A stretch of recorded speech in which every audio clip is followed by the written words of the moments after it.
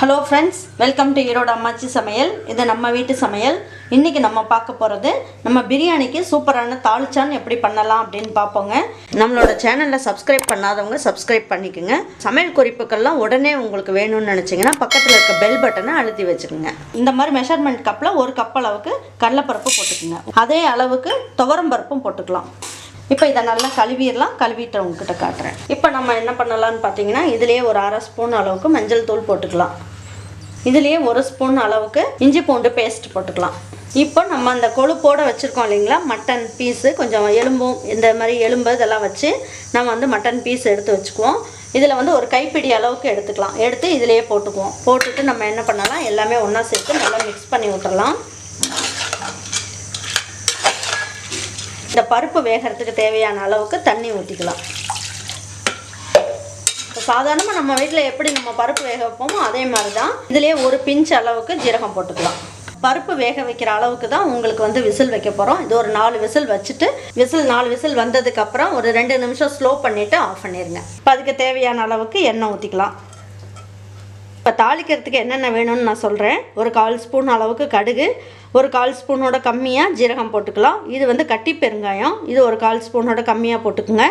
இது வந்து வெந்தயம் 1/4 ஸ்பூனோட கம்மியாக போட்டுக்குங்க. ஒரே ஒரு பட்டை 2 கிராம்பு இதெல்லாமே ஒன்றா போட்டு தாளிச்சிக்கலாம். இந்த அளவுக்கு புளியை நல்லா ஊற வச்சு வடிகட்டி எடுத்து வச்சுக்கோங்க. ஒரே ஒரு பச்சை மிளகாயை இந்த மாதிரி கீறிட்டு போட்டுக்கலாம். இதில் ஒரு 5 பல்லு பூண்டை இந்த மாதிரி கட் பண்ணி எடுத்து வச்சுருக்கேன், அதையும் போட்டுக்கலாம். இதில் 2 இனுக்கு கருவேப்பிலை எடுத்து வச்சுருக்கேன், அதையும் போட்டுக்கலாம். ஒரு கைப்பிடி அளவுக்கு சின்ன வெங்காயம் கட் பண்ணி எடுத்து வச்சுருக்கேன், அதையும் போட்டுக்கலாம்.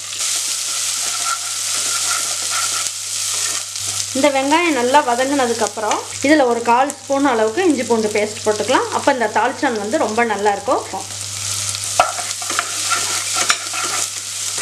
அதில் 2 இனுக்கு மட்டும் நான் வந்து புதினா இலை எடுத்து வச்சுருக்கேன், அதையும் நம்ம வந்து இந்த மாதிரி பிச்சுட்டு போட்டுக்கலாம்.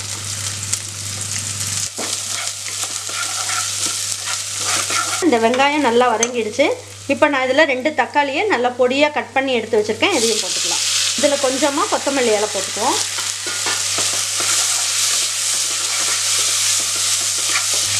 பாருங்கள், இந்த தக்காளி வெங்காயம்லாம் நல்லா வதங்கும் போது நம்ம கொஞ்சம் உப்பு போட்டுட்டோம்னா நல்லா சீக்கிரமாக வதங்கிடும். அதுக்காக உப்பு கொஞ்சம் போட்டுக்கலாம். இந்த தால்ச்சானுக்கு தேவையான அளவுக்கு மஞ்சள் தூள் போடுவோம். நல்லா வதங்கிடுச்சு. இப்போ நான் என்ன பண்ணியிருக்கேன், இதில் மாங்காய் ஒரு 1/2 மாங்காவும் ஒரு 3 கத்திரிக்காய் ஒரு 1/2 முருங்கைக்காய் எடுத்து வச்சுருக்கேன். இப்போ இதை போட்டுக்கலாம். இதில் சுரக்காய் போட்டு வச்சிங்கன்னா இன்னும் நல்லா கூடுதல் டேஸ்ட் கிடைக்கும். உங்களுக்கு சுரக்காய் கிடச்சதுன்னா போட்டுக்குங்க. நம்ம வீட்டில் அரைச்சி வச்ச குழம்பு மிளகாய் தூள் ஒரு 2 ஸ்பூன் அளவுக்கு போட்டுக்கலாம்.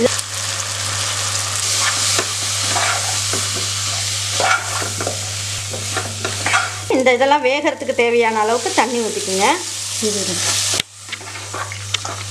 இந்த அளவுக்கு ஊற்றுனீங்கன்னா உங்களுக்கு கரெக்டாக இருக்கும். இது ஒரு 5 நிமிஷத்துக்கு நல்லா வேகட்டும். இது நல்லா வெந்துருச்சான்னு பார்க்கலாம். இப்போ பாருங்கள், கரெக்டாக எல்லாமே நல்லா வெந்துருச்சு. நம்ம குக்கரில் எடுத்து வச்சுருந்தோம் மட்டனு, அதுக்கப்புறம் கடலைப்பருப்பு துவரம் பருப்பு எல்லாமே வேக வச்சுருந்தோம். பாருங்கள், எல்லாம் நல்லா வெந்துருச்சு. இப்போ நல்லா ஒரு மசிச்சு விட்டுட்டு இந்த மாதிரி கரண்டியை வச்சு லேசாக மசிச்சு விட்டுட்டு இப்போ இதில் ஊற்றிக்கலாம்.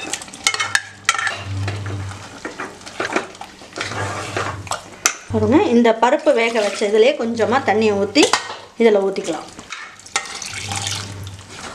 எல்லாமே ஒன்றா சேர்ந்து நல்லா கொதிக்கட்டும். அதுக்குள்ளே ஒரு 1 நிமிஷம் அளவுக்கு நல்லா கொதிக்க விடுங்க. பாருங்கள், ஓரளவுக்கு நல்லா கொதிச்சிருச்சு. எல்லாம் ஒன்றா சேர்ந்து நல்லா கொதிச்சிருச்சு. நம்ம அந்த புளி எடுத்து வச்சுருந்தோம் இல்லைங்களா, அதை நல்லா கரைச்சி எடுத்து வச்சுருக்கேன், அதை ஊற்றிக்கலாம். கரம் மசால் பொடி ஒரு 1/4 ஸ்பூன் அளவுக்கு இதில் போட்டுக்கலாம். 1 ஸ்பூன் அளவுக்கு தேங்காய் துருவல் எடுத்து வச்சுருக்கேன், அதையும் போட்டுக்கலாம். ஒரு தட்டை வச்சு மூடி வச்சிடலாம். இது ஒரு 2 நிமிஷம் அளவுக்கு நல்லா கொதிக்கட்டும். கொதிச்சதுக்கப்புறம் நம்ம எடுத்துடலாம். தாளிச்சான் வந்து நல்லா கொதிச்சிருச்சு. பாருங்கள், இந்த ஆடை படிஞ்ச மாதிரி ரொம்ப நல்லா வந்துருக்கு பாருங்கள். இப்போ நம்ம என்ன பண்ணுவோம், கொஞ்சமாக கொத்தமல்லி இலை கொஞ்சமாக தூவி விட்டுடலாம். தூவி விட்டுட்டு இப்போ இறக்கிடலாம். நம்ம சூப்பரான தாளிச்சான் நல்லா ரெடி ஆகிடுச்சு. ரொம்ப அருமையாக வந்திருக்கு. இதை வச்சுட்டு நல்லா ஒரு மட்டன் பிரியாணியோ சிக்கன் பிரியாணி இதை செஞ்சு வச்சுட்டு சாப்பிட்டோம்னா ரொம்ப அருமையாக இருக்கும். இதே மாதிரி ஒரு தால்ச்சானை செஞ்சு வச்சு உங்கள் வீட்டில் இருக்கவங்க பெரியவங்கள்லேருந்து சின்னவங்க வரைக்கும் இதை பரிமாறி இவங்க எல்லாத்துக்கும் இதை செஞ்சு கொடுங்க. அவங்களுக்கு பிடிச்சிருந்ததுன்னா லைக் பண்ணுங்கள், ஷேர் பண்ணுங்கள், சப்ஸ்கிரைப் பண்ணுங்கள், மறந்துடாமல் கமெண்ட்ஸ் பண்ணுங்கள். தேங்க்யூ ஃபார் வாட்சிங் ஈரோடு அம்மாச்சி சமையல். தேங்க்யூ.